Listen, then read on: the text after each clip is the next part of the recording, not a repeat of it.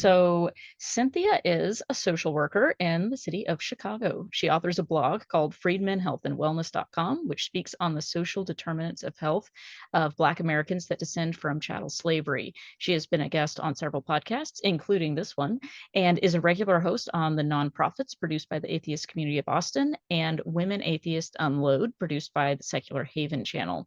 Cynthia is also a health and political advocate who works with NAASD by the People Media and is the newest lead organizer for the Black Nonbelievers Chicago chapter. She works with these groups to achieve social and economic justice for Black freedmen descendants, push for health equity for marginalized groups, and to normalize atheism in the Black community.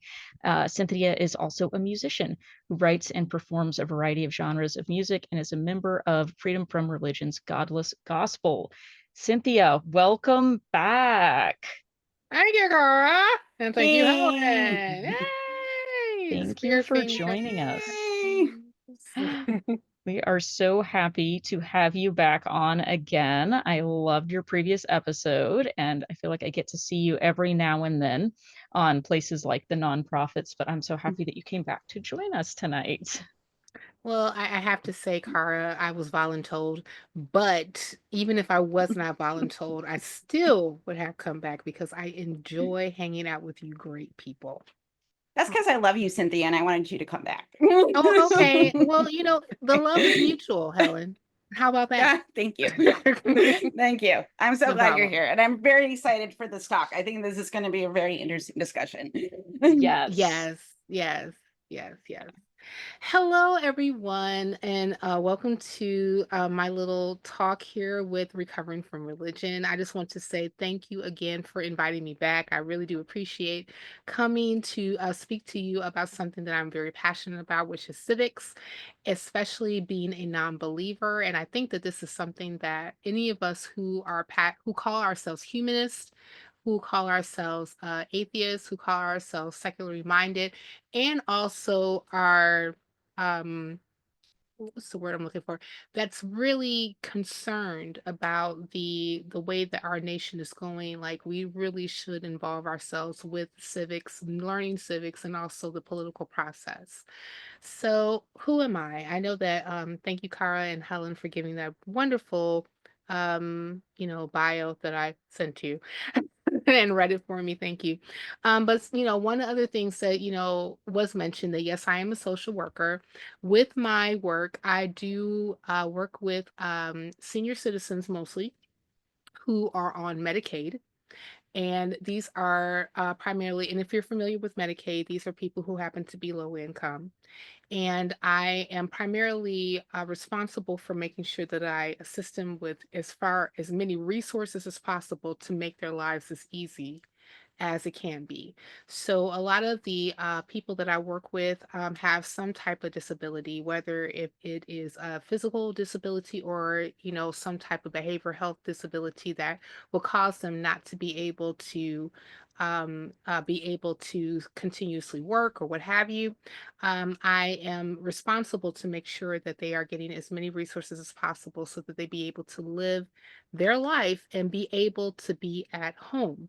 One of the things that we have known from empirical evidence is that people, if they have the proper resources, are able to thrive at home, even if they're living with chronic conditions. And we also want to make sure that all of those resources are available for people so that they don't have to necessarily go to an assisted living home or to a nursing home. Oftentimes people just do not thrive in areas like that. So if we can keep them happy and healthy at home, that's what we do.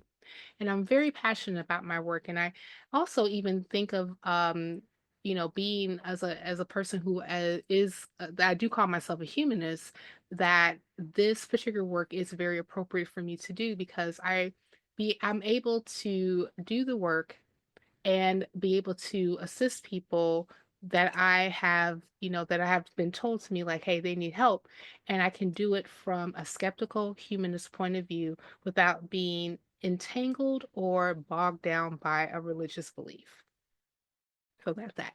Oh, and another thing about me, also on Skeptic Haven has recently launched a new show that I pitched to them called 30 and 60, which is a new show that I do with another YouTuber named Ember. And we basically do a dive into the top headlines, national, global, from religious and secular point of view. And also I do a what do I call, like a skeptical insight, where I, choose a topic that I just like, write up a thought that I want to, preface to the audience. It's very Keith Olbermann like. When Keith Olbermann was out, back in the early 2000s, I patterned my skeptical thought kind of like how him, with less anger, by the way. So, and also, and not to mention, another cat who has like, the new rules. I will not say his name, but I do it with less sarcasm. So we normally do that on Saturdays, like on the same time that we do when Women Atheists Unload, but we usually, like, make an announcement when we do our 30 and 60, and we're actually going to do a election breakdown this Saturday, and I'm doing it actually with Mandisa Thomas. So if you guys want to go ahead and check it out around 4:30 Central Standard Time, we appreciate it. Thanks. Okay, so let's get into this whole talk about secular civics. And I want to start out with this quote that says, "Democracy is not a spectator sport. It is a participatory event. If we don't participate in it, it ceases to be a democracy." And that's from filmmaker Michael Moore, and also does like a lot of political punditry. Is oftentimes on MSNBC if you're familiar with him. And what the purpose of this whole talk is that my hope is to empower those who value humanism, secular governance, and social justice to take a consistent action to actually participate in those ideas. I think that, or protect these ideals. We are in a time period that I would say, and I'm not the only one who would say this, is pretty unprecedented. We if I could go back into my history of watching elections, and whether it be on the national level or the state level or even like in a municipal level, this has been the most partisan election that I have ever seen in my life. And it's so, I don't, for lack of better terms, interesting to see how dichotomous we have each party that is on the ballot, really, stating what their ideals are. And I dare to say, just by pure observation and not necessarily by, being hyperbolic or even, employing any type of, emotionalism, that democracy is on the ballot. I know that like I know that there was some talk like in the beginning of the conversations before we actually started, of people who have voted already, who are planning on voting on election day. I normally go with my family. It's a family affair. They all come into my Explorer. We pile in. I'll even take my little son with me, and we go to the polls, right? And and it's something that we participate in because we know that civics matters, right? And the only thing that's going to keep democracy from not being a thing any longer is if the people that are like you, that are like me, that are like family members, that are like our friends, that are like our associates, are not voicing their concerns from the ground. Because actually, some people say that change comes from the top down, but in actuality, it goes from the bottom up. So, what is the relevance of secular civic engagement? And I kind of want to talk about, mostly when it comes to this, about maybe like some challenges that we may face as secular humanist voices, yet are still able to make a difference in our spaces when it comes to how we vote and even how we advocate for the things that we want to see change for the better. I would dare to say that when we had the Abramophil case that happened in the Supreme Court, I want to say back in 2012, 2013, that basically made same-sex marriage a right, you know, in order for people to be able to have this right to be able to marry the ones that they want to marry, regardless of sexual orientation. That came from people who were, very not only concerned about this particular issue, but not necessarily always like tied to some type of religious organization for this thing to happen. And even when we are looking at currently nowadays, people who are really pushing for things like the uh, uh, uh, rights when it comes to bodily autonomy. And people who are, and if we can even look at like different instances where bodily autonomy and abortion rights are being violated on the day by day basis because of the overturning of Roe v. Wade, that it is not only is it's women's voices, it's non-binary voices, it's trans people voices, it's people who care about this particular topic that are speaking out to actually say that this needs to be overturned and we need a bill from the federal level on down to overturn the Supreme Court ruling that overturned Roe v. Wade. We need to codify Roe v. Wade in order for to us protect human people who are able to have the ability to be pregnant. We need to protect their health and their safety and their lives. And humanist voices, and and the cool thing about being humanist is that you don't necessarily have to necessarily be an atheist, because some people who call themselves atheists are not necessarily humanists, right?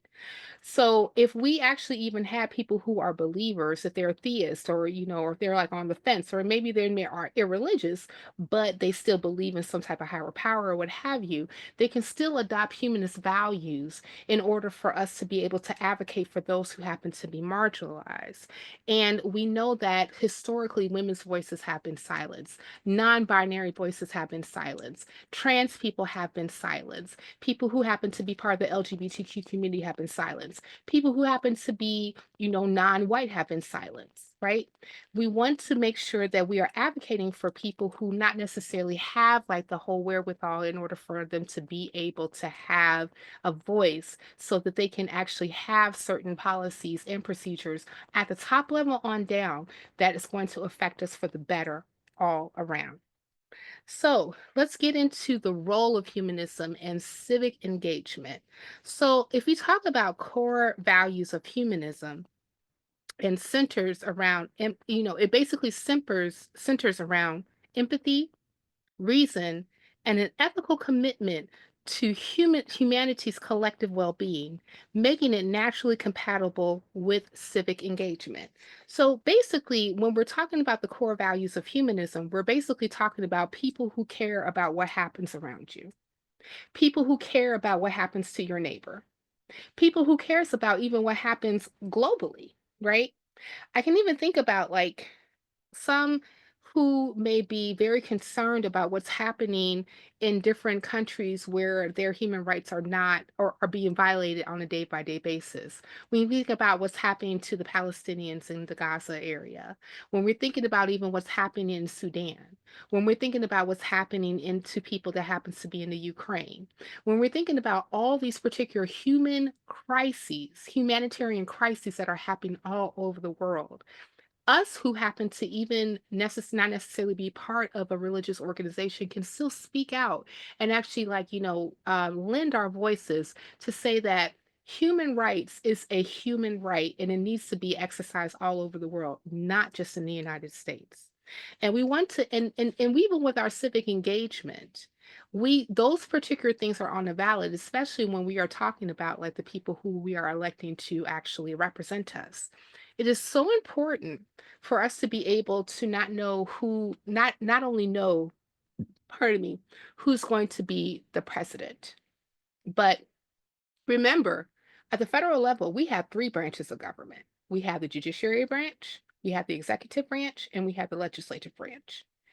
The legislative branch actually is the branch that holds the power of the purse. They are the ones who are going to, appropriate money. And they're also the ones who are going to be able to say or whether or not that we can declare war on another nation. Not necessarily the president. The president can actually engage in military action and is the commander in chief of the military, but it is the Congress that would actually say if they're going to go with war with another nation or not.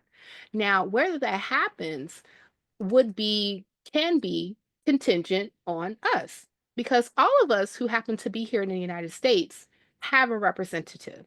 We have a federal representative on the congressional level that we can write to, that we can talk to, that we can even like make appointments with their local office and talk to their aides or them to personally in order for us to voice our opinions when it comes to certain things that are happening not only domestically but globally.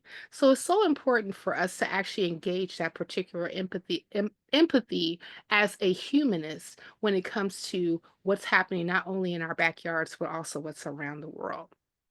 And I just kind of touched on this, but humanism as an active citizen, you have to understand that being a humanist is not passive. It means actively contributing to a world that reflects values of fairness, dignity, and compassion for all.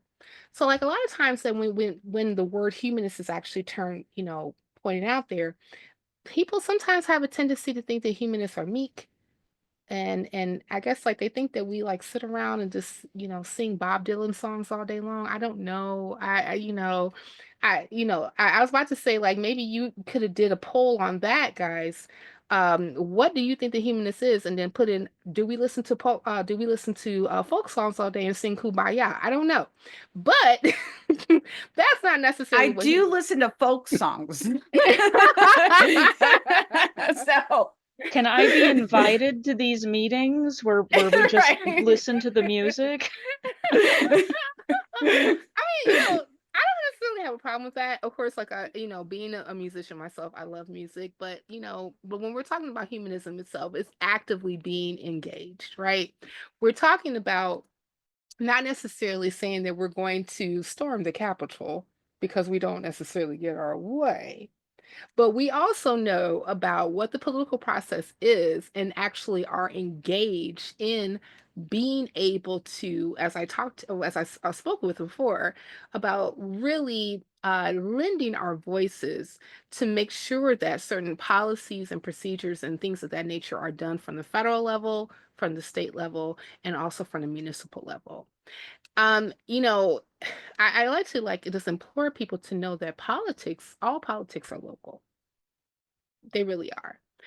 Even though that, like, I understand that we are hyper focused on what's going to happen tomorrow, but on the ballot is not necessarily, like I said, the president. You have your judges, you have your city council people. I know in the area that I'm in right now, this is the first time ever, and this is historic, that we are able to vote for school board representation. First time ever. For a long time in the Chicago, public schools school board members were appointed by the mayor. This is the first time ever that we actually have a choice as the electorate to be able to choose who is going to represent us and how we even think about how our children are going to be taught and actually managed while they're in public schools. I'm really and that's something that I really supported because like we've always had like this huge problem when it came to representation and what's happening in our public schools and like mess and like bad appropriation of like resources when it came to like who gets what in the Chicago public schools. But knowing that we actually have a chance to not only look at who our candidates are at the school board level, what they represent, and then being able to say that, yay, I want them there, or no, I don't want them there, is very exciting. And then knowing that after the fact that they get voted in, you can show up to the school board meetings. You can voice your opinions, like some of those parents that like to go in Helen's area and talk about what book band they want to ban this week. We can actually say, hey, all we of want them. All of They them, want to right? ban all the Right. books. We want to buy every book ever in life that was ever written, except for the That's Bible. right. Except for Because the you might have Bible. ideas. Yes. You might have opinions, or as we like to say, opinions that may necessarily go against the fray. But, at this particular time, now we have a chance to be able to actually speak and actually lend our voices to who is going to represent not only us, but our children. That is so important. I didn't even think about and I'm going to touch on this a little bit later, but the whole thing in Project 2025, when it's saying that they want to disband the Department of Education, like completely, like let's get rid of it. Let's leave it to the states. But we already seen what happens when you leave certain things to the states. We Yeah. have seen, yeah, it's idea. I mean, Yeah. yeah, because as Mhm. soon as if we go back to Roe v. Wade, and then we see that we have actively 14 states that have abortion bans, and a thing that has happened since the idea of abortion has gone back to the states is that states that actually have active abortion bans have a higher rate of maternal and infant mortality rates. How about that for pro-life? I would not call that pro-life at all. Not at all. No. So, not at all.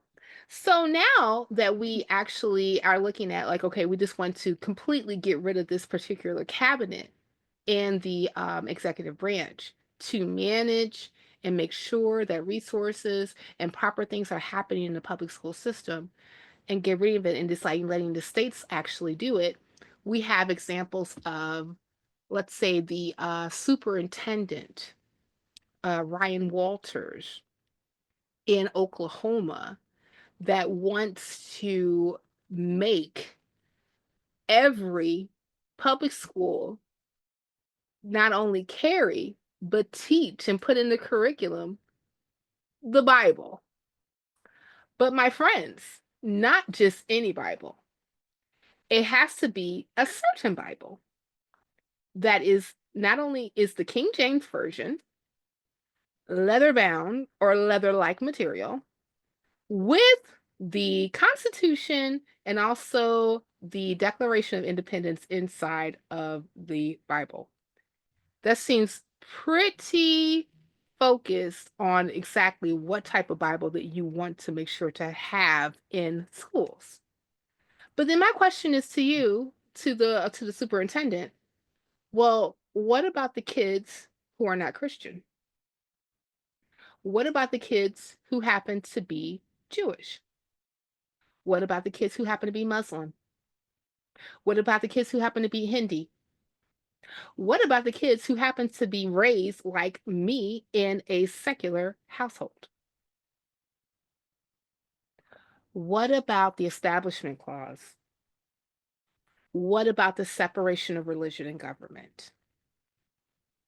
What about? Those are the whataboutisms that I'm okay to employ in that particular case because it's appropriate and it's necessary for us and even advocacy groups to be able to say, no, this is not something that you're going to be able to do because not only does it go against the Constitution, but it's harmful to our children.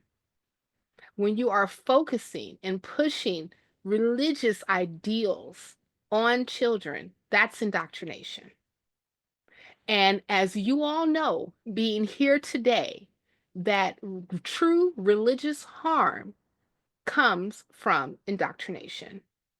And one of the places that should never have happened is in a public institution that is government ran, like a public school.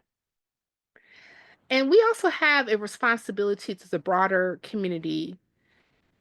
And humanism actually calls for advocating for those without a voice, such as the marginalized. By working towards policies that benefit all rather than just a select few. I already mentioned being able to work on behalf of people who are able to become pregnant, with making sure that we actually are pushing for the overturning of crap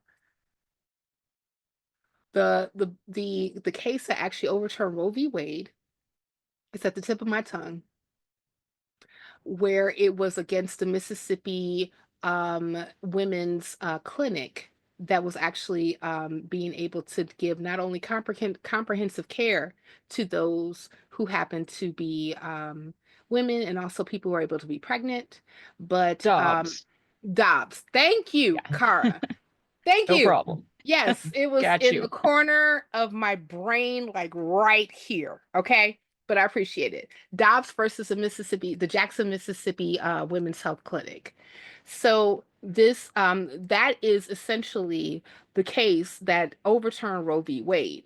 And now we have so many. Matter of fact, I know that recently it was covered on the nonprofits about this really sad story. This young lady who was 23 years old in South Carolina, another state that actually has an abortion ban, where she had a miscarriage and she was charged for murder because she ended up having a miscarriage in her bathroom and she was charged for not doing enough to make that fetus viable.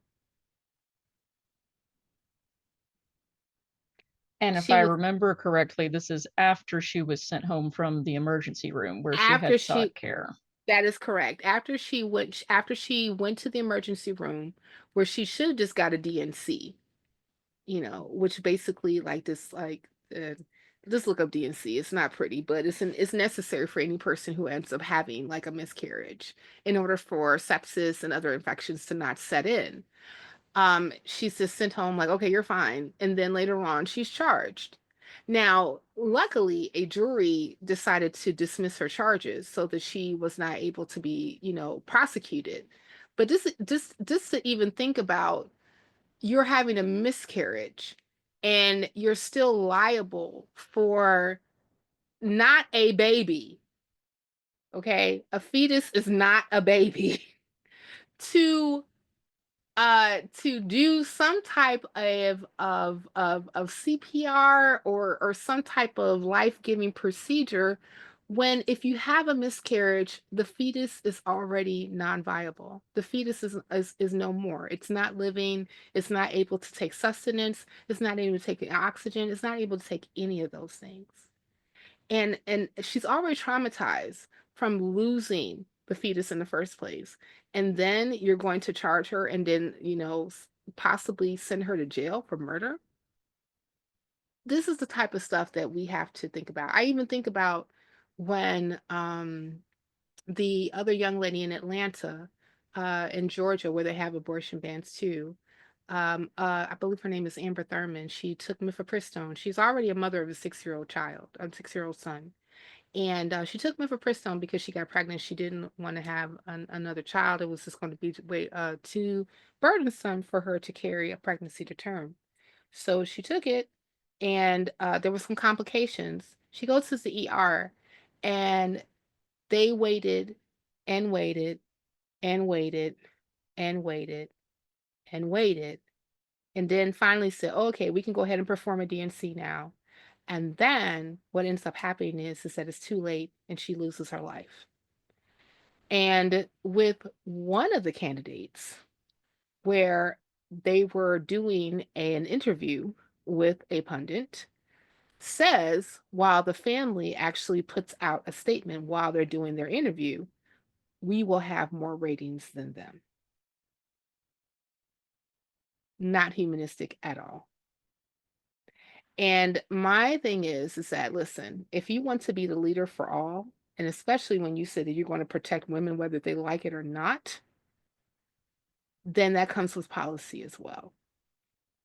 So let's talk about separation of religion and government. So why does secular governance matters?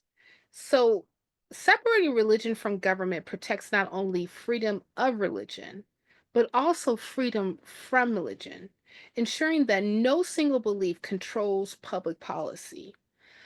I like to call the United States not a melting pot. I like to call it a salad. We are tomatoes. We are avocados, my personal favorite. We are lettuce. Yes. Love those avocados. Got excited for a second there. Yes. Shout out Sakara Yes. for loving avocados. I knew I loved you. We are a conglomerate of a bunch of vegetables and fruits, mind you, because remember, salads can be fruits too. And that is the wonderful thing about America in of itself, is that we're not just one thing. We're not just one race. We're not just one ethnicity. We're not even just one religion. We have a multiplicity of ideals, a multiplicity of people, and all of them deserve a voice and to be represented, as long as it's actually going to be for the betterment of the community as a whole. So it is important when you have a multi-ethnic state to govern by secular values. One of the things that I know that I was recently rebuked on the nonprofits by calling America an experiment, but it was this particular idea of what the United States was when it was conceived by the founders was completely new. There was no governing body that was a republic, which means, and I know that like sometimes, like I don't know if you like ever like listen to like some of the ads nowadays, where or even like some people who do talking points when they say this is not a democracy, it's a republic. And I'm like, honey, a republic is a democracy. It is a representative democracy. And why is it a democracy? It's because we have the ability to vote for who represents us in certain government positions. That is a democracy.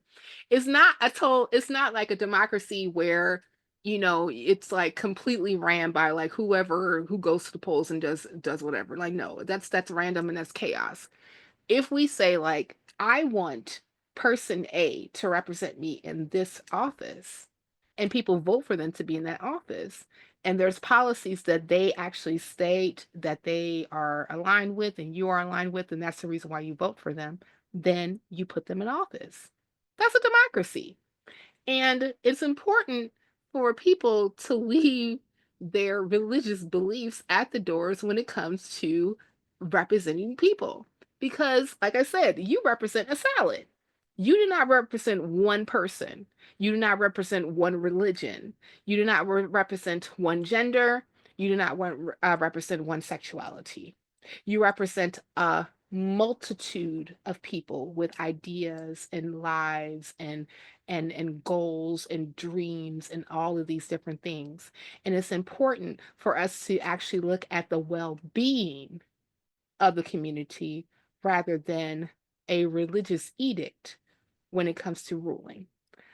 I don't know about you guys, but I do not want to be ruled by Levitical law, and which is basically Christian Sharia law. I don't want to be ruled by the Old Testament. Have you read the Old Testament? That's one of the reasons why I'm an atheist. Quit playing. So, Same. It didn't Same. take long into Genesis before that goes off the rails. oh my goodness, tell me about it. I'm like, man, you know what? Like, quick deconstruction story. I remember when I actually decided to reread the Bible as an atheist, and oh my goodness, reading through the Old Testament, I was absolutely horrified. And I got mad at myself because when I was a Christian, I used to push this stuff like it was the best thing ever since sliced bread. Like, no, God is loving, God is kind, God cares about everybody. No, he don't. Yeah, No, that he is This is not correct. eye-opening. right, right. Boy, was I wrong. So like, yeah, like if you want to go ahead and put in Levitical law for us to be actually governed by, like, hey, if you have a period, you have to lock yourself away in a dirt ridden room, sit in a hole for 30 days before you can come out because you are unclean. how am I gonna work? How am I gonna feed my kid? How am I gonna pay my bills if I gotta lock myself away for 30 days? Because really? Oh my goodness. Or if you are partnered and married, and if your partner suspects you of cheating, you have to go to the priest and drink bitter water if you happen to become pregnant. And if you lose the child, then that means, hey, you was doing a little on the side because the priest mixed up some magical water and said, abracadabra, sis moomba, drink this music, rah rah rah. I don't want to be ruled by that. And I don't think that anybody else should be ruled by that either. And there's a consequence that we are expecting, that we are actually, getting to, and that we are absorbing because of the weakening of church and state separation. I never thought, and I know, Helen, you can speak to this as well. When we are covering stories for the nonprofits, I'm curating stories because I'm one of the producers. And I'm just looking through like all these different things that are happening. And it's basically because we're blurring the lines of church and state separation. Like, I'll give you an example. Um, if anybody remembers, it was this football coach who originally was in Alabama, ended up moving to Florida. I think his last name is Kennedy. And he decided that he was going to pray aloud after every game on the 50-yard line for his team when they were done, and would invite the students to actually join him on the 50-yard line to take a knee and to pray. Now, the administration came to Mr. Kennedy and said, "Hey, can you not do that?" And Mr. Kennedy said, "But my faith." And the administration was like, "Yeah, here's the thing. Your faith is cool when you keep it to yourself. Matter of fact, we'll even do you one better. Why don't you pray in the locker room? Invite whoever you want. You can get your students together. Hey, you could even go across the aisle and ask the other team members if they want to join you, including the coach there too. And if they join you, we have no problem. We're just asking you not to do a public demonstration." And Mr. Kennedy said, "Screw you. I'm going to do it because Jesus." So when it was time for Mr. Kennedy to have his contract renewed with his school, the school decided not to renew the contract. Some people were saying that he was fired. No, he was not. They just decided not to renew his contract. But one of the reasons why they decided not to renew the contract is because these public demonstrations that he was doing, and this is a public school, and that was a violation of the Establishment Clause, which was the separation of church and state. So Mr. Kennedy sued. That particular case went all the way up to the Supreme Court. And the Supreme Court decided, with Justice Neil Gorsuch writing the concurrence, that Mr. Kennedy's freedom of religious expression was being violated by the school. And he should have been able to actually practice his religion any way that he wanted while he was at that school. When I read this, I was like, Houseway? This is public schools are a government institution. They are ruled by the Constitution of the United States of America. The First Amendment is Congress shall make no law establishing a religion, nor shall they preface any religion. So why is it okay for him to preface his religion on the 50-yard line in front of students? Make that make sense. And we are seeing, and basically when it happened with, I don't know if it necessarily know if it was this particular case, but it was a different case where Justice Sotomayor wrote, if you're familiar with the lemon test, you can look up the lemon test when you get a chance. She said the lemon test is dead, which is one of the things that the Supreme Court used to use in order for them to be able to have a dividing rod when it came to cases where separation of church and state were being violated. They just killed it. They just said, they just basically took a lemon, put it on a counter, took a big butcher knife, and then chopped it in half. That is what the Supreme Court did. And we are currently seeing these things over and over again. Louisiana putting forth by the governor to have the 10 Commandments, a specific 10 Commandments displayed in every public school. I already talked about Ryan Walters. And these things are happening all over the United States, weakening the Establishment Clause, which is this is the very thing that the founders was trying to get away from. They were trying to get away from a government that was ruled by the church, because England, if you didn't know, is ruled by the church. The king now, King Charles, is the head of the Anglican Church. And there is no separation of church and state, even though if you do see nowadays that England is pretty secular in its sensibilities and its practices, but in government ruling, there is no separation. And in other countries, there is still no separation. I recently went to Belize, and I was told, and we were told as we were doing a city tour, where they said that all the schools are ruled by some religious denomination. I was like, those poor kids. Those poor kids.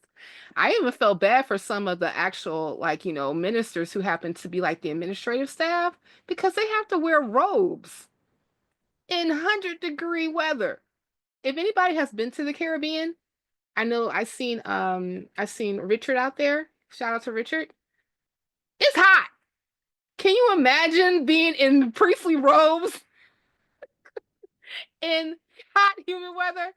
OMG. Okay. We'll move on to the next slide. Yeah, well, the thing is though, is that like I'm trying to understand, but there's a little part of me, I'm like, you signed up for this. So Yeah, I mean, on you. this is true. But I mean, but parents don't necessarily have a choice whether they want to send their kids to a secular school or not, because that's not Right. something that's available. Every school is actually ruled by some type of denomination, whether if it's Baptist, whether if it's Episcopal, whether it's Catholic, whether it's Pentecostal, whether it's non-denominational, like some type of religious institution is over how that school runs. So not only does that kid have to, go by whatever type of code that school has, they also have to go by the belief system of that school, whether if that is something that their parents practice or not. And that, to me, is crazy. So there's also stakes when we are actually looking at today's society, and even like this porous practice of actually being able to separate religion and government. Because another thing that's happening is that when we're looking at the rise of Christian nationalism or Christian fascism, we're also seeing that people are putting in writing their manifestos when it comes to even how they deal with marginalized groups. LGBTQ people are under fire. African American people are under fire. We even recently had the whole thing about Puerto Rico being a floating island of garbage. Not only and I said, I know that a lot of people were talking about Puerto Rico being a floating island of garbage, but they also forgot that the comedian also said that he was challenging his Black friend to a watermelon carving contest for Halloween.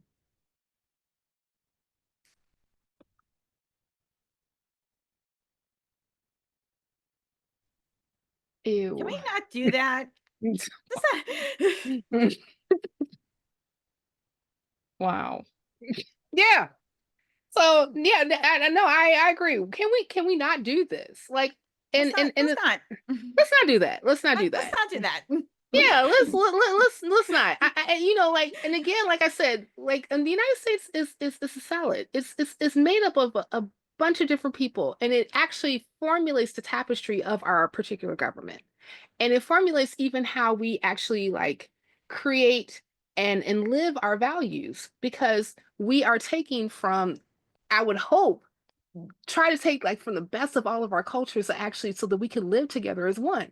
You know, as an aside, I love to travel. I love going to different countries. I love meeting different people from different, nations. I love to learn about their stories. I love to learn about their culture. I really do. And one of the things that, like, a little thing about me is that as a social worker, I have a lot of Chinese um, clients, a lot. And it's so cool to actually go visit with them and be and have them share with me about their different cultures and things that are important to them. And I even get a chance to like learn a little bit about their language and how they grew up, and even like actually like absorbing that cultural competency so that I can be able to service them better. And I really believe that being exposed, but it's one of the things that I really did appreciate about my parents when I was growing up, is because my mom's an immigrant. My father was born here. But, that was something that me and my dad shared, that we love to go to, we love to travel and love to learn about different people, visit different people, go to different cultural events, etc. And I feel that made me specifically a more well-rounded person, because I'm not living in my own little micro bubble, you know, like um and if anybody ever seen the movie CB4, where that one rapper said, "I'm black, y'all. I'm black, y'all. I'm bigoted black and I'm black, y'all." Yes, I am. But even though, like, yes, I recognize that I'm a black person, I'm proud to be a black person, but I also understand that I'm not living in the United States by myself only. And I appreciate being about people who happen to be of Hispanic lineage. I appreciate people who happen to be of Asian lineage. I appreciate people who happen to be of different and ethnicities and things of that nature. Being around you and learning about you makes me a better person, because I have expanded my mind. And these are the things that we have to learn as an electorate, that if we are going to be here in this salad, that we also have to also understand that we are not alone, and we're not in our own little enclaves and our little, tribal groups, that we itself can actually expand our minds and be able to absorb and learn about different cultures. That's going to make us a better person. And and goes to the whole thing about how we can help as humanists, and the importance of solidarity. It's so important to not only recognize that, yes, we are people who are living in this society where, we're not our own person. But, humanists and secular advocates can push for policies that address social inequalities with a focus on science and evidence-based solutions, such as advocating for anti-discrimination laws and equal access to healthcare. So important. And of course, like me being a social worker, me being a case manager, I'm always talking to my clients about the importance of health. And one of the main things, especially since I have a majority minority population of people, the thing that I'm always talking to them about is being an advocate for themselves. Because when they're going to the doctor, a lot of times they only may have like 20 minutes at best with their primary care physicians. And there may be a lot of different things that are going on with them that they have to address. But the doctor said, "Oh, okay, your lab work looks good. Okay, you can go home now." Like, no, no, no, no, doctor person, no, nurse practitioner person. This is going on with me. I need to talk to you about this. And as I even told like one of my clients today, hey, it's the squeaky wheel that gets the oil. Be the squeaky wheel. And as your case manager, if you need me to help you squeak, just tell me to, and I'll squeak on with you. And that is the importance of actually saying that if I'm a humanist and how I can actually lend my voice to help you be able to get the things that you need in order for you to survive and only thrive, that's what I'm going to do. And as I mentioned before, that even though I'm a Black American, I also understand that I am living in a nation where it's multiple people that happen to be here, multiple genders, multiple ethnicities, multiple cultures, multiple ideas, multiple belief systems. And one of the things, if we also recognize that there's a part of us that's going to be living in some place that's going to be marginalized, that we have to also be able to advocate for one another. If we are seeing that there are LGBTQIA plus people being under fire because their civil rights are being violated, guess what? As a minority, I also see that if your civil rights are being violated, guess what? My civil rights are being violated as well. Because who's to say that that cannot spill over to someone else? It is important for us to stand up with one another. This is the way that we can be allies to one another, to make sure that different things that are happening, especially when it comes to how people's civil rights are being violated, are no longer being violated because we're standing up for one another. Let me tell you something, guys. The powers that be do not like solidarity. They want to keep us divided. They want to keep us in our own little tribal or enclaves. They want us to be xenophobic. They want us to be they want us to be hyper fixed on only your issues, only what's happening with you. And we can survive as a human race like that. As I said, this is a community, and we only thrive and are able to evolve and also be able to go forward when we are in we are together and we are pushing well-being. So why is voting not enough? Voting is only one step in a larger process. How many of us are writing our Congress people when we're seeing certain bills and policies being proposed? I love the Secular Coalition of America. Every year they do a day of action in Washington, D.C. And this is open to any person. You don't have to have a title. You don't have to have a certain educational level or any of those things. If you're just saying that, hey, I care about what happens and I want to actually be able to engage with Congress people too, can I sign up? They said, come on board. They have a way for, they help, put you in different groups, coach you on talking points. And even if you say to the person who happens to be your team lead, hey, these are cool talking points, but I want to add this, guess what? You can add it because it's important. It's important to you. It's important to the well-being of the collective. And who is the collective? All of us, right? And ongoing advocacy and awareness is really about being understandable and also learned about the different things that are going on around you. I know that watching the news and seeing what's on social media is super triggering. I know. I get it. But it is important for us to be able to know what's happening around us so we know what to advocate for and what to advocate against. And humanist responsibility is to stay informed. I know that like in my news feed, I usually have my phone set up to different news outlets so that I'm getting constantly like different articles and things of that nature in order for me to stay informed as much as possible. And then also too, because I'm so I'm so concerned about what's happening in our future. I'm even more concerned now that I have a child. I want to be able to see the things that are going on in my purview so that I can do whatever I can as a part of the electorate to make sure that the future is better for my child. And the future is better for for the students that's around him, his friends, his family, people who are going to be here long after I'm gone. I want to make sure that they have a better world to live in. So let's talk about how to get involved. So Practical steps for civics engagement. Join advocacy groups. Guess what, guys? You are done with half the battle. You are right here with recovering from religion. Yay! Kudos for you.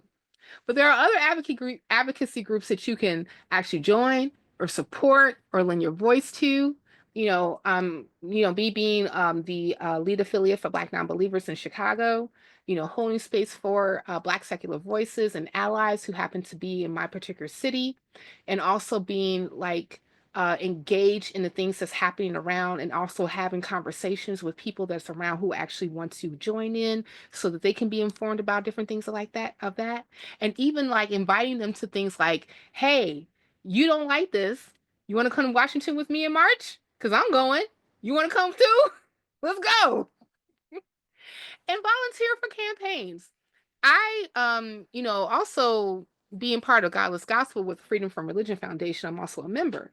I get emails a lot from the Freedom from Religion Foundation talking about the different, campaigns that they happen to be involved with in order for them to be able to strengthen the establishment cause, for them to strengthen advocacy when it comes to separation of church and state, and making sure that that particular institution that's part of our Constitution does not falter. And get involved with local government. Now, listen, if you want to run for an office, even if it's dog catcher, do it. We don't have enough of us free thought people representing at all. I think that last time I checked in Congress, there's one that's an open atheist. And I'm very glad that they actually have like a free thought caucus in Congress now. But the majority of people who actually are part of that caucus are theists. Wouldn't it be something to actually have people who are really secular representing us at the federal level? Making sure that our voices and the things that we care about are being adhered to, making sure that we are really thinking about and also pushing policies that will be for the betterment of our community, because the things that will be the betterment for the humanist community is betterment for everybody. Word to your mother. And coalition building with allies. As I said, that we should not exist in an echo chamber. There's tons of us that are out here that may be part of different groups, part of different coalitions and things of that nature.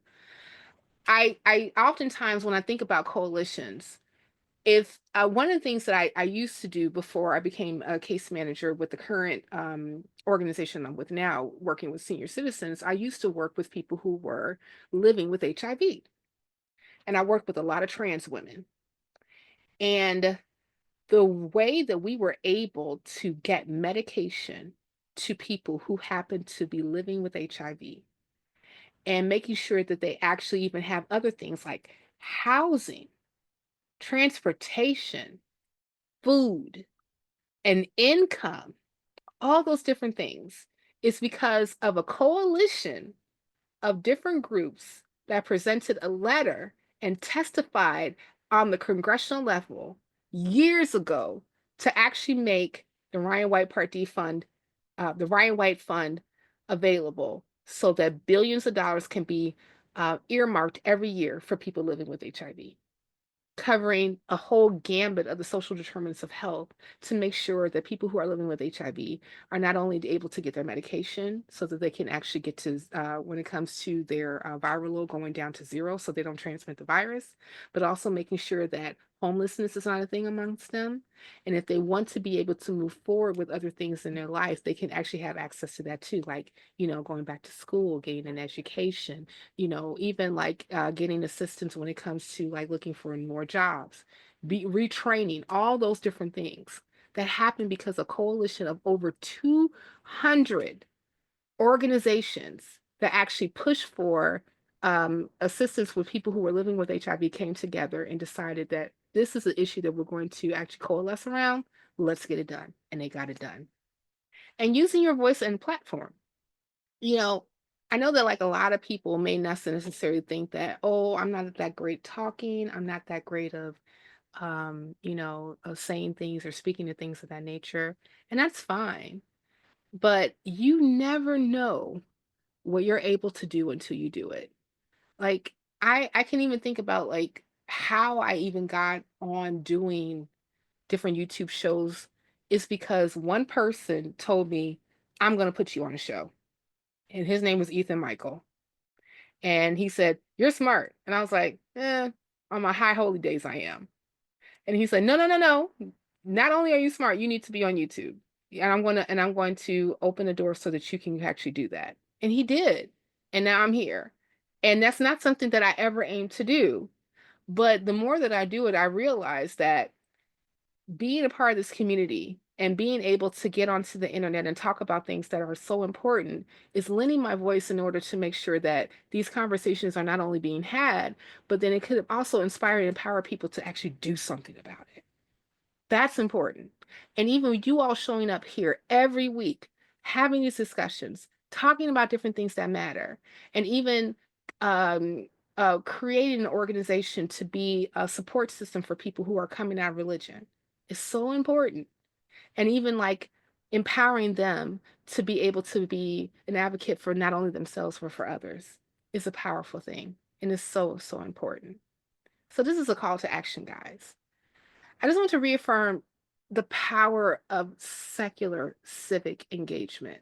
Listen, we already know churches have plenty of voices in the fray when it comes to stuff that they want to have done. They're all on the internet, they're all on television, and they've been there for years. It's time for us to be able to say that you have a voice, but we have one too. And we're going to get involved in different points in order for our voices to be heard, in order to exact a change that's better. And I want to inspire you guys to, even though that like some of you are may have already voted if you're here in the States, but and it's some that may vote tomorrow. But remember, that's not the only way to engage civically. There's writing to Congress people. There's getting in contact with the Secular Coalition of America. I cannot stress that enough. That is so important to be able to actually talk to Congress people face to face. To be able to join advocacy groups like the like Recovering from Religion, like Freedom from Religion Foundation, hell, even Black Non-Believers, and being able to push forward in order for us to be able to make a change that makes a difference. And I just want to leave you with this quote. It's one of my favorite artists in the whole wide world. OMG. I love me some James Baldwin. And one of the things that he said is words like freedom, justice, democracy are not common concepts. On the contrary, they are rare. People are not born knowing what these are. It takes enormous and above all, individual effort to arrive at the respect for other people that these words imply. And that's my talk. Thank you, everybody, for joining. Thank you, Recovering from Religion. Thank you, Helen, for volunteering me. Thank you, Kara, for hosting. Thank you, everybody. Just thank you, thank you, thank you, thank you, thank you, thank you. So now we'll say things in open discussion. Yes. Well, thank you for coming and doing this talk. This was great and so timely. Helen volunteered you on exactly the right week. We needed this talk. And something It was all positive part of and my master plan. yes. We try and make our talks timely and seasonal, and I don't know about y'all, but I am ready to feel hopeful and positive for the future, and I think that that is something that we can take away from the points that you left us with there about thinking not just about our individual fears, but standing up with and for other people to actually make a positive difference. So thank you for doing all of that and encouraging us to. Okay, well, I think that we should do some questions now. And if anybody has any questions, we have time for a few. So drop them in the chat if you have a question for Cynthia or in general. I have a question. I'll start with So you mentioned about some of the kind of basic foundational tenets or elements of humanism earlier on, like empathy and commitment to humanity's well-being.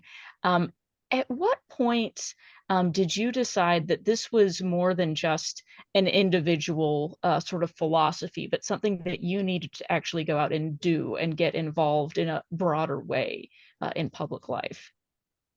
So I remember growing up constantly hearing about my progenitors and the civil rights movement. I even remember my mom talking about when she first came to the United States back in the early 60s. Like it was like towards a few years before the end of Jim Crow. I think that she wanted to say, I think that she came in 62, if I'm not mistaken, 61, 62. And she had my eldest sister in 1963. And around that time period, Dr. King was in Chicago, living on the west side of Chicago. And my mom worked at the time at the University of Illinois at Chicago as a lab tech. She finished her her lab tech certification. She got a job there. My sister was a baby, etc. And so there was a march, she told me, at that particular time, and she decided to get involved. She decided to march along with them. My mother, my little sister, my not my little sister, obviously my older sister, in a stroller with my mom marching with, Dr. King, Jesse Jackson, um, Abernathy, A. Philip Randolph, and others who happened to be in Chicago at that time. Uh, and they were actually pushing for the Poor People's Campaign, and also not only just like civil rights, but like economic justice as well. Because that was at the time during Operation Breadbasket, and I never forgot that.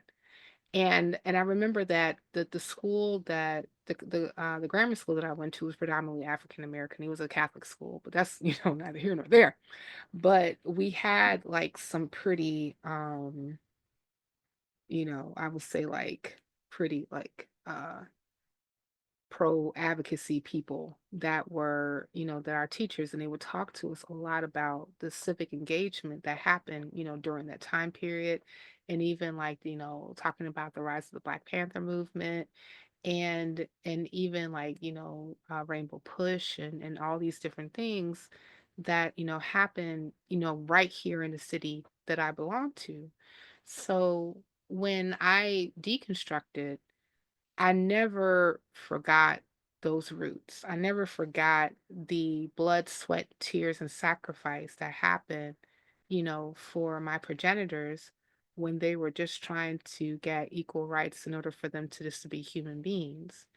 And I've always been a person that I wanted to find some kind of way to help as much as I could, because that's something that was taught to me that I remember like this little spiritual that we used to sing. If I can help somebody who is traveling along, if I can help somebody with the word of song, if I can help somebody who is coming along, then my living shall not be in vain.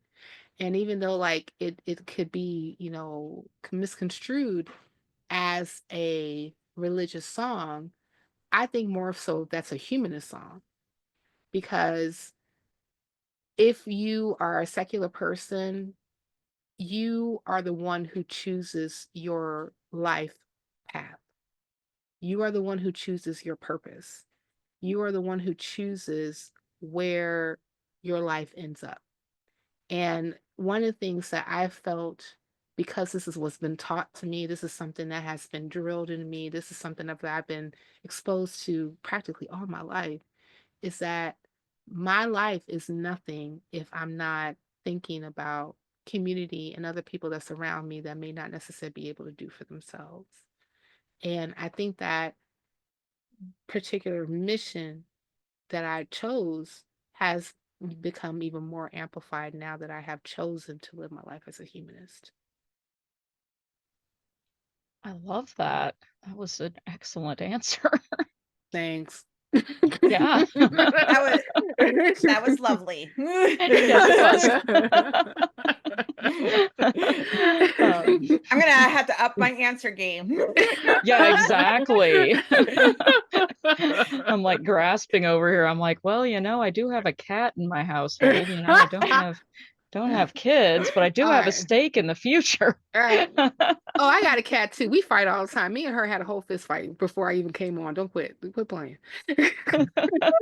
My cat is trying to figure out how to get into the snake cage. Ooh. Ooh. She's failing Risky. because she doesn't have thumbs. Good. So Okay. I do have a question. Cynthia, what obstacles do you think people face in getting involved in civic causes and or organizations? I think that some of the issues happens is that some of us don't really know what's available. Like if you arrive and like, okay, I'm here, I want to help. Where do I go? What do I do? Like a lot of times being able to know what to align to is a bit nebulous. And I know that like as I started to become more engaged in, the atheist secular community is when I started to learn more about different organizations. So I was lucky to learn about, you know, first like first like working with Ethan Michael and then like being asked to do nonprofits working with the ACA and then also being exposed to the Black non-believers and then Freedom from Religion Foundation, meeting with Dan Barker and Annie Laurie and so like so for me it was like, one thing after another, right? Meeting Dr. Darrell Ray and then, doing interviews even on Skeptic Haven and being exposed to, recovering from religion and even contacting Recovery for Religion, this organization has been so helpful to me personally when I start to deconstruct and, not necessarily knowing like which way to go, right? And where to turn or even, knowing how to even like, purpose my life because everything was around Jesus now. What do I do now that Jesus is gone, right? So I think that like it's it's an uphill battle sometimes. It's not really knowing what's really out there. And I think that the reason why like, platforms like this are so important is because they expose people to what is available. People are able to see like, hey, there's a community of people who happen to think like you, who are not necessarily attached to a religious organization. Because like, one of the things that churches do so well as community because they've been doing it for so long. And, when you're looking at secular organizations, they have not been in operation as long as churches. So when it comes to the marketing share of, the which organization versus the other organization, we kind of like fall short. But I think that it's like appropriate for all of us who happen to know about the platforms that are available out there to lift them up and shout them out as much as possible. You know, um, I try and I know that we've done it even before in nonprofits is trying to like put up resources like for people so that they can be able to align themselves to different organizations when they need it. We would shout out like, hey, if you need like therapy, contact the Secular Therapy Project. If you need to, find a way to be able to deconstruct from, being in a religious atmosphere that was harmful, contact Freedom Recovering from Religion. If you want to know what is being done as far as like on the law level to combat some of these gosh awful policies that are being pushed by Christian fascists, holler at the Freedom from Religion Foundation, holler at American Atheists, holler at the American Humanist Association. If you're in college, like I see like a couple people that were that's in college, find out if you have a secular student alliance in your area. These are all going to be like so important for you to align yourself with, because like it's so difficult to be able to do advocacy on your own. But if you're able to coalesce with other organizations to do it, there is power in many voices. So I think it's like really up to us who are informed and are in the know and attached to be able to inform others, especially when they're first coming out of religion, to say like, hey, resources are here. We're here and we're here to help. Join us. Excellent. All right. Well, on that note, we do have a question from a college student who says they're a college student about to major in social work and have also worked with older adults. And they're wondering, have you felt like you've actually been able to make positive change enough to keep wanting to do social work? They said, I'm scared of feeling like I'm not making a change on the large scale of things and getting burned out. Oh, that's such a good question. Let me tell you something, Malia. Burnout is real when it comes to social work, and feeling that you're making a difference when you're constantly going out and doing the work, and then also thinking about the bureaucracy that comes with social work, depending on what type of organization you're attached to, is also real. And I know for me that I have to keep myself considering the larger picture. And I have to take like some of the little wins. Like today, I met with two seniors. One was my client, and the other one was a senior who was the homemaker of my client. And I was giving them, they were asking me questions about, well, how do I do this? How do I do that? How can I get this? How can I get that? And I was able to answer their questions and able to attach them to resources that will be helpful to them. And just to get that simple thank you so much for answering my questions. Thank you for being here. Thank you for being available was that made that visit worthwhile. And being able to hear that thank you, or you know what, or even like if I visit like one of my my clients and then come back maybe like in a few months to do a check-in with them, and they said, hey, you remember when you suggested blah blah blah, well, I did it and these are the results and it was positive. I mean, that's the type of stuff that keeps me going, because I know that as in my position, I may not necessarily be able to affect an entire system, but I can affect people's lives. And if I can do the best that I can do in order to be that person who can be as resourceful as possible for the people who need it, that I happen to speak with, that I happen to meet with, that I happen to see, then I know I did my job. And that's the thing that actually keeps me going, because I get satisfaction to say, thank you for helping me, because I didn't know where else to go. I didn't know what else to do. And because you actually came in and said that this is something that's available that I can take advantage of, it made my life better. Awesome.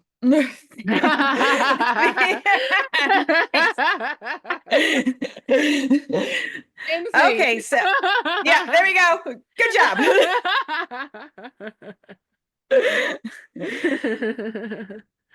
So here we are. Moving on. Oh, we lost Kara.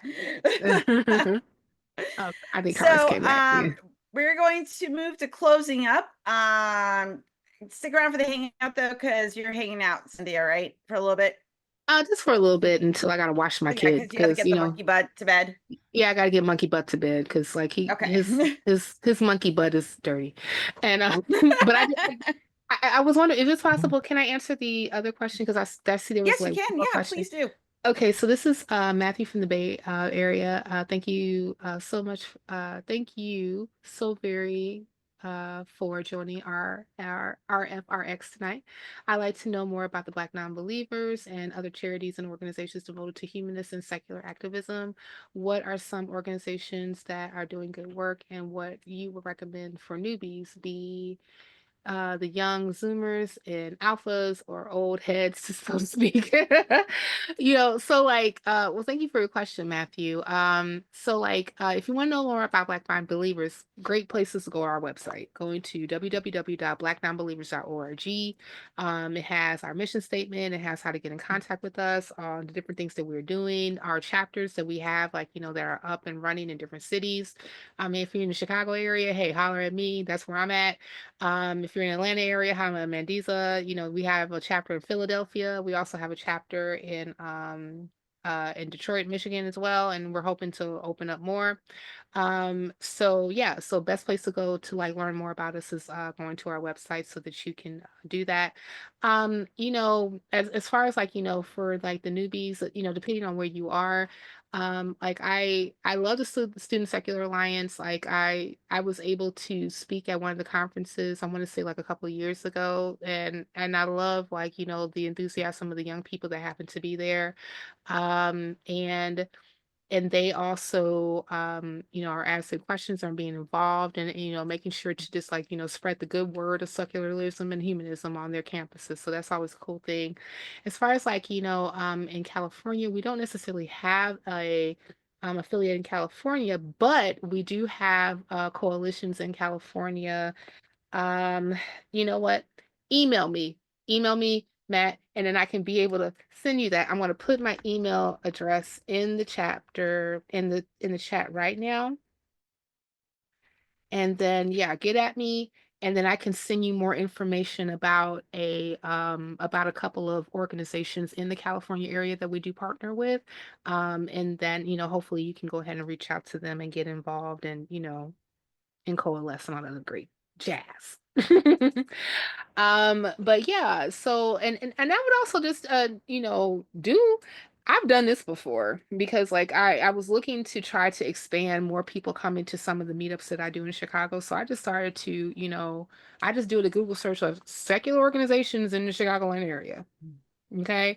And, and I came up with a list and I started to email people like, hey, we're doing a meetup for Black non-believers in this area. If you're able to join us, that would be great, blah, blah, blah. Here's the thing. And then, I was able to get like some traction because like, we're being able to like coalesce with, different people that happen to be in that area. So yeah. So like sometimes it's doing your due diligence by doing Google. I know that back in the day when I was like 20, Google was not a thing at all. Well, Google is the all-knowing God now. It So is. it Google's is the all-knowing oracle of God. our lives.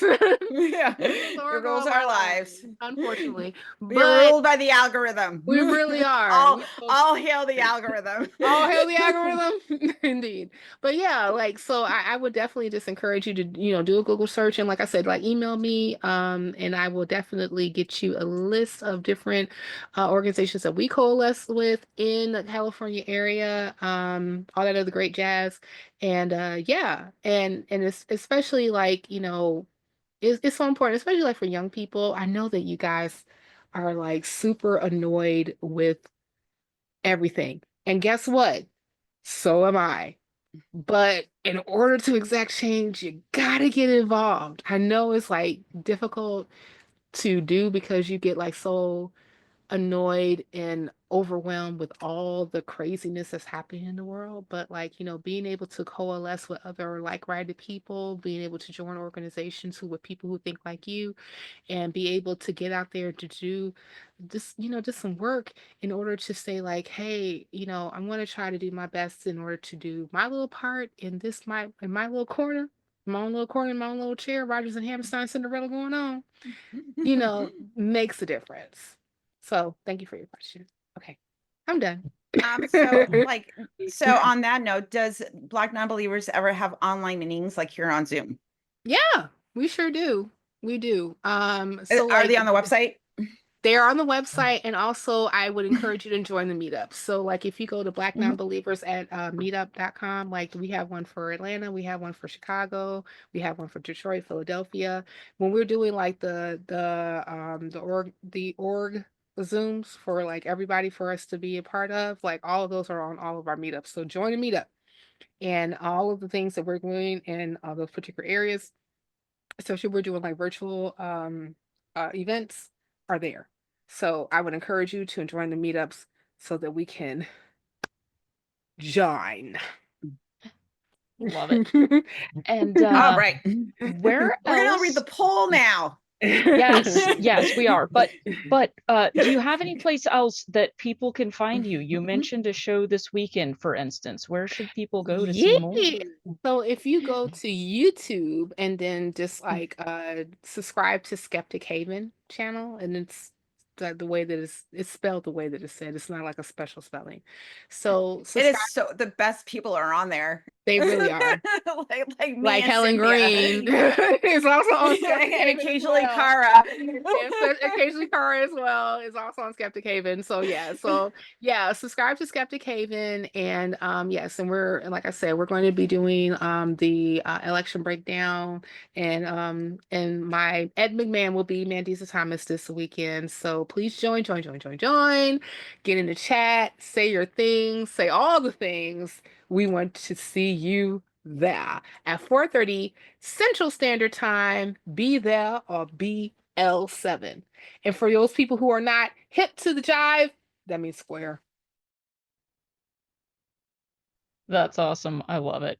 I was actually sitting there processing, trying to figure that out. I was like, what? Also, subscribe to the nonprofits Yes. if you haven't. Yeah, and Yes. because Cynthia's usually there a lot. Yes, a lot. So do Yes, that yes. too. I'm a producer. I conduct. I'm on a panel actually this week, and we're going to be in all of our discussions going to be on next week.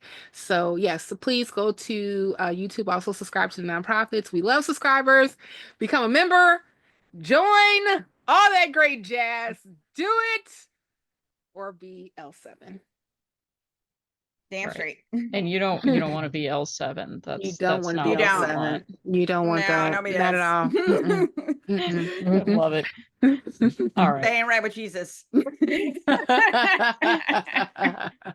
Well, on that note, I think it's time to wrap up with the results of our little poll this evening, which is not serious and not something to be stressed about. So, oh, one more thing. I'm sorry, yes. I forgot. And also subscribe to Black Non-Believers channel. We do have a Yes. channel. Yes. And so please go to it's on YouTube. Black Non-Believers is the way that it's spelled. Just please like We're every doing other the thing. Yes, I'm shilling right now. Every other Saturday, like the first and third Saturdays, is are in the cut where we actually do interviews and highlight people from the community. So please join that as well. I'm putting the link in the Absolutely. chat. Yeah, put the I'm link in the dropping chat. that too. And There we then there you go. There you go. Oh, okay, there now it do is. the poll. Do the poll now. Okay, now we have our poll results Yeah. from our special Monday night election of all of our favorite things. So we had the supreme leader of the Star Trek universe. The poll results are in, and as usual, Picard ran away with the win on this one at 44%. Although Kirk and Janeway came up in next place with 16% apiece. Followed by Cisco and Pike. No votes for Archer, but 16% for others. So let us know who other was. Thank Rob, you, Rob. I also Thank would have you, Rob, voted for for being in Pike. solidarity with me with Pike. Thank you. Yes. So three of the most important people in this meeting. Well, we're not really, but three of the people who talk the most on this meeting are voting for Pike. So I there's finally that. found out how to use the QR code and vote, even though I'm in a host here. So yes, I voted this time. Was it election fraud? No, it was not. Stop the count. Moving on. On to the next favorite My Little Pony.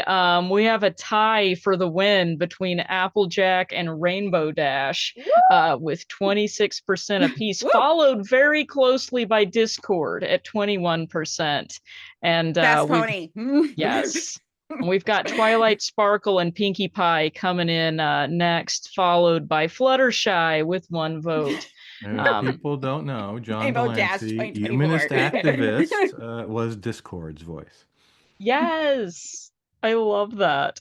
And then finally, in the free-for-all melee between the Lord of the Rings characters, the one who will emerge victorious and rule them all is, we did not put the ring in, although that was mentioned in the chat. Honorable I said mention. that it can't count as jewelry. Yes. So it doesn't count. The ring The has no next hands. best the next best answer was Gandalf, coming in with a respectable 35% out of 10 choices, followed by Smog. I guess it's, magic versus fire in this pairing, although I would have voted for Sam, who received 0 votes. Gandalf, he is as Maiar, his power is fire. So it'd be fire against fire. Yeah, see. Helen coming in with the There's my nerd Silmarillion cred. lore. Yeah. Oh God, I got some deep Lord of the Rings lore, y'all. That's great. Okay, well there you have it. That was a fun election. I hope we do more of them. And with that, we will wrap up. And I want to thank everyone for being here this week and helping us make the show happen and participating in the show and speaking in the show. So thank you everyone for being here and making all of this what we do every Monday and making Monday the most fun night of the week. And next week, join us again, same time, same place. We have Seth Andrews next week. So yay, that's going to be a lot of fun. You definitely don't want to miss that. So please join us.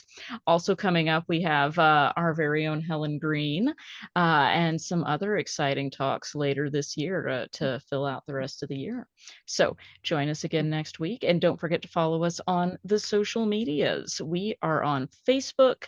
We also have a Facebook main page as well as a Facebook support group page. We're also on Instagram and TikTok, and of course, YouTube, where you can watch previous recordings of RfRx. So please like, subscribe, share, retweet, all those things. Or wait, we're not doing that one anymore. Whatever it is that you do on the other social medias. So that other people can find us and our services. And Helen, what else can people do to get involved? So, since we were talking about getting involved tonight, why don't you become a volunteer with Recovering from Religion? So, because healing comes from helping others.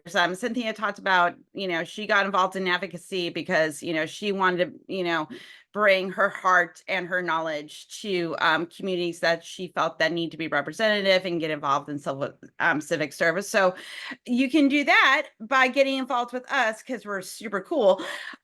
Also because we are always looking for volunteers. It's been 4 years this month that I've been volunteering with Recovering from Religion. Holy fuckers. So yay me. But also too, I have made wonderful friendships by volunteering for RfR, and it's been, a wild ride. And I'm very grateful for it because it's helped me heal and become a better person. I've learned some skills and improved myself since volunteering, and I want other people to experience that. So if you are interested in volunteering, please go to our website, fill out a volunteer application. You do not have to be face forward and listen to yourself talk. If there's some skill that you have that you think that you can bring to Recovering from Religion, we would absolutely love to utilize it. So you can be a helpline agent. You can help out with our podcast. You can work behind the scenes with either the app or with our website and other things that we have going on, our social media team, improving our resources, whatever it is. If you have a skill that you think you could help with us, that'd be wonderful. Right now we are looking for finding, vetting, and posting good resources for our clients to use, hosting support groups, supporting the online community, IT support, and even what we're doing here right now. So those are the things that we're looking for. Please consider. We would love it. Also, just apply. You have to go through a little interview process, but I can tell you it is a wonderful experience. So you should do it because I said so. Also as well, if you don't want to volunteer, or if you do, please consider, we have this wonderful 3-minute video that explains everything that we do. So please share this on your socials. That also helps get our word out of what we do here at Recovering from Religion. Okie dokie. I'm going to introduce our wonderful director, executive director Gail Jordan, talk about what's going on. And yeah, so there we go. And also, Car's going to launch the feedback poll while Gail speaks. Please consider filling it out. Just to give us some feedback about how you like this program and what we're doing here at RfRx. Hi, Gail. Hi, thank you, Helen. Thank you, everyone, for attending tonight. Cynthia, thank you for sharing so openly about things that we can do. You know, this night before the election eve, when we all have the jitters and we're all anxious, remember that one of the most compelling things that we can do to make ourselves calm down is to do something. You remember, we've been hearing that from the lectern in one particular campaign. Don't just complain, do something. And doing something can look like everything from actually running for office, but that's only a tiny, tiny portion. There are scads of opportunities within campaigns. As someone who's run for office at the state level, having those volunteers at the state campaigns and being involved in that, it's invaluable. It's invaluable for the candidate, but it's also invaluable for the experience that you get. And let me just add one more thing about the importance of the little tiny positions in your little tiny county, the school board and the road chairman or commission or whatever they're called. Sometimes, if you are in a particularly religious area, religion is so ubiquitous that the school board meeting opens itself in prayer. And if a secular person can step in and take a place and say, you know, the reason that we don't want to do this is we've got other people who are of other beliefs. Sometimes, not often, but sometimes it just takes educating the person and letting them know there's a reason that we wouldn't want to open this meeting in prayer, because there are people with different beliefs, and the rest of the school board will go along with that, and they understand that. And our voices are so critically important in every step of the political process, from the little ones to the big ones. So keep that in mind. I know it's not timely now because the election's tomorrow, but there's going to be another election and there will be more opportunities for you to do that. And there are off-year elections. So if you find yourself anxious about it, plugging in and doing something is the best way, I think, to help mitigate that anxiety. So Cynthia, thank you for sharing about that. Thank you for sharing about your work that you do as a social worker. That had as much meaning to me as the politics part of it tonight, the secular civics tonight. Listening to your experience as a social worker and your kindness and openness with sharing about what that's like, particularly with one of our folks who's asking the questions, and the reassurance that you gave about how to find meaning in that and what that means to you. Thank you, everyone, for coming. I hope that you'll stick around for the hangout. It's at the hangout that we open the mics and we make it a little less formal, and we stop the recording and we can just have a big old free for all. So thank you again, everybody, for attending, and we'll see you next week.